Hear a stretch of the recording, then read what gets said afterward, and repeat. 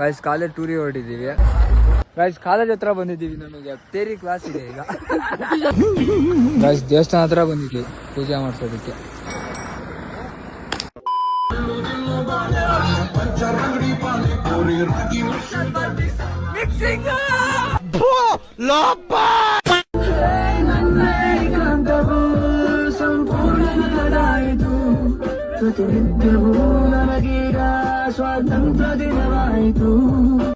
Guys ಸುಸ್ಸು ಮಾಡಕ್ ನಿಲ್ಸರಿ ಎಲ್ಲ ನೀಟಾಗಿ ಒಯ್ರೋ ಮಗು.